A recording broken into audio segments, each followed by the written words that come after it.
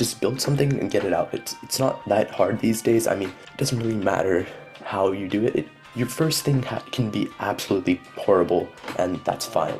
We didn't have a lot of users until the AP season this year, where we first got to 5,000 users, and currently we're sitting at about 15,000, just over 15,000 Oh, users. wow, that's insane. So yeah, Yeah. the growth that we've had in the past like 6 months has been crazy. What were your biggest challenges so far in starting Stellar that you kind of didn't expect or you wish you knew before starting?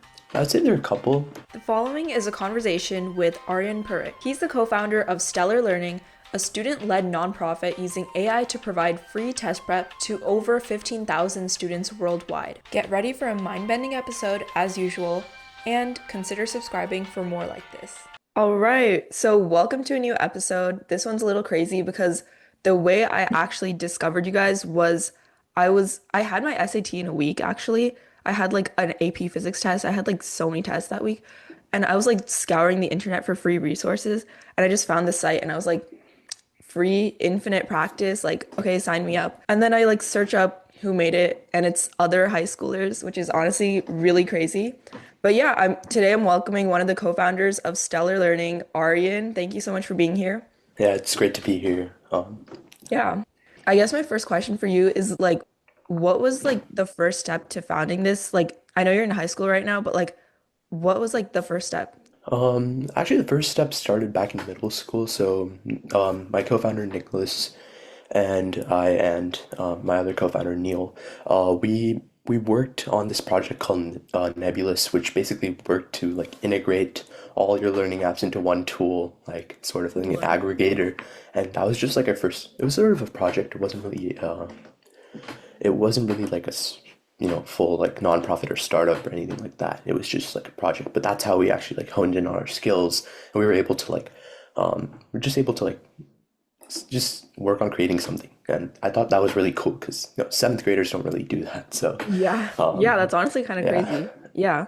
So I guess you were kind of talking about this earlier, but just why did you choose to make it this free? Like this is one of the biggest reasons why I and probably a lot of your users picked Stellar. But yeah, why did you choose the free price tag?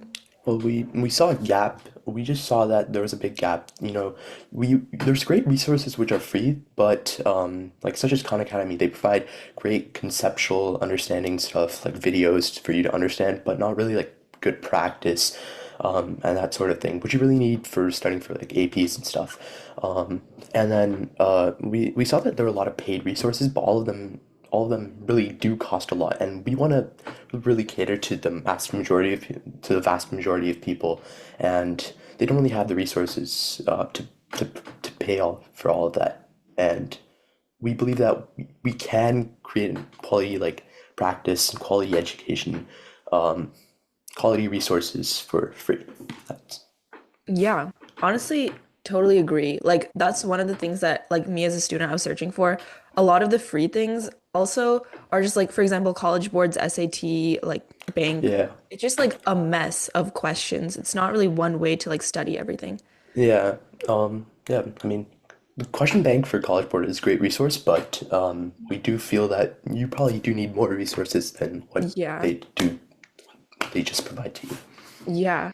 I mean, as like you did start pretty early in middle school, for any other, I guess, young entrepreneurs out there, what's like your advice for first getting started, like getting your initial product out and launching? Well, just build something and get it out. It's not that hard these days. I mean, you could literally just use like I don't know, Lovable or Bolt to like ship something Yeah. out very, very quickly. But you could just do that. It doesn't really matter. It doesn't really matter how you do it. Your first thing can be absolutely horrible, and that's fine. You just need to. You just if you want to build something, just get it out quickly. And don't worry, you're not like too young or whatever, and people might say just do it. I mean, just kind of going off that, like, what were your biggest challenges so far, in starting Stellar that you kind of didn't expect or you wish you knew before starting? I'd say there are a couple. Obviously, like, guess I didn't have the. I guess when we first started Stellar, we didn't have quite like the experience sort of to like manage the whole thing. It was quite.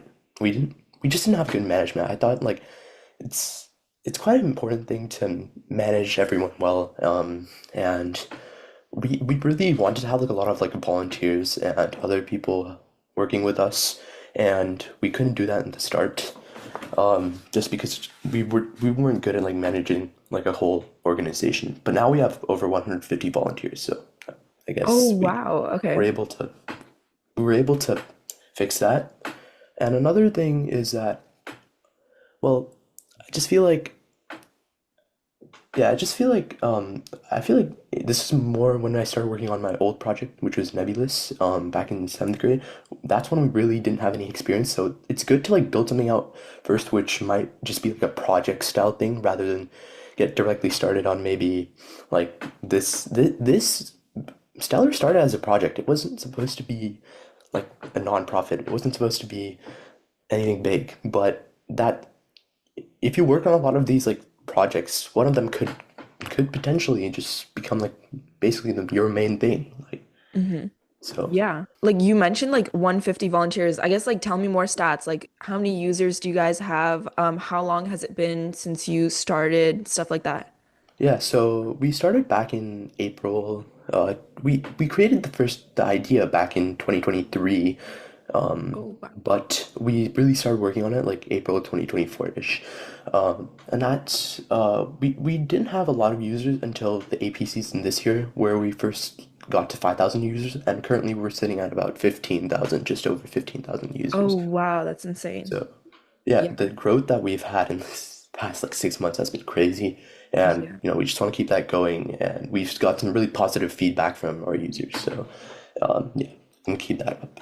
Yeah. I mean, I'm kind of wondering, and I feel like a lot of people are also wondering this. How did you find like the questions in the actual question sets?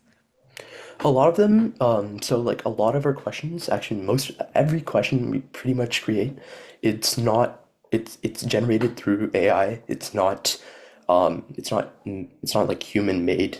Our curriculum is human made and curated by our volunteers who have all gotten like passed on APs and stuff like that. But the questions are based off like let's say you're talking about like AP courses. Mhm. We just base it off they have something called a course exam description. That's like a big 200-page document. So we just use the types of questions that they provide, and the curriculum they provide to sort of curate these questions, and we have like a very extensive set of prompts for these questions. Oh, fascinating. Okay. So you are technically creating new questions, but it's still following like those, like that 200-page guideline or whatever. It's following the guidelines so we can get the closest to what we can, for like to the exams like AP, SAT. Now IB will be launching Mhm. that soon. So Oh, um, interesting. Okay. So you're catering to kind of international too. we're gonna be starting to do that very very soon, because we've gotten some feedback from users elsewhere and they want like more courses from like their local schools, IB, etc. So yeah. Yeah, cool. I mean, can you hint a couple more new features, or is that all you can say? We're definitely looking to expand to, yeah, so IB is definitely one thing. We're looking to expand to, like, in the UK they have like GCSE, which is like, so we're looking to expand to that, and we're looking to add a couple of new features in terms of interactive exercises into how like, stuff like pretty much, I feel like in school you might have seen like these virtual labs and stuff like that, but probably Yeah. applying them to like Stellar and probably doing some new cool things with that. That's pretty much what I can say now, but uh, quite a few things to make stuff more interactive is what I would say. Yeah. I mean, I guess this is like kind of a very random question, but how did you find all your volunteers? Is it just people from school or? Look, we have volunteers all over the place. We have obviously most of our volunteers are in the Bay Area, maybe Mhm. over 100 of them. But we have volunteers in Texas, Ohio, Florida, New York, Oh, wow. Washington Okay. State. So it's just been we started off with just getting students from our schools and schools of friends, etc. But then we just moved on, and people just became interested because we offered them. a chance. We offer them a good chance, good opportunity at helping out with their with what they're like interested in. I feel like there are a lot of people who just wanted to like they were actually quite interested in just helping us write a curriculum, get started, and now with 15,000 users, they feel like, oh yeah, their hard work has paid off, and they're Mm. looking to continue to build this. Yeah, I mean, kind of going off of that, how did you get, I guess like marketing and stuff, like just for users, not for volunteers?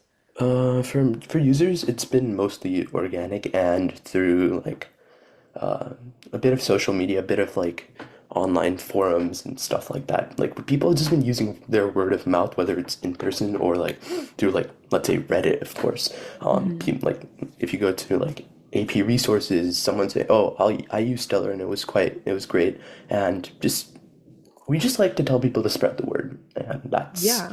that's our main action. Honestly, it's worked pretty well for you guys. Like if I search up Stellar Learning, I can find it every single time, or like AP resources or Yeah, and something.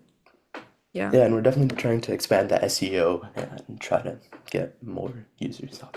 I mean, I guess I don't want to take up too much of your time, but is there any kind of last advice or tips that you have for the audience of people like who haven't yet started or are starting and kind of like struggling to gain that much growth as you guys have experienced? We had like I don't know 100 users for our first 6 months, so it doesn't matter, and most of them were just like volunteers and stuff. So don't worry about users too much. What you're building, just continue doing it and just don't be afraid to experiment with stuff. Don't be afraid to ask people for help. Don't be afraid to do anything really. Um, it doesn't have to be great the first few times you do it. You Yeah. can iterate through it. That's all I want to say. Honestly, solid advice. Thank you so much for being here. This was really interesting. I never thought I'd like interview someone like literally my age. But yeah, thank you so much for being here. Yeah, thank you for inviting me here. Yeah.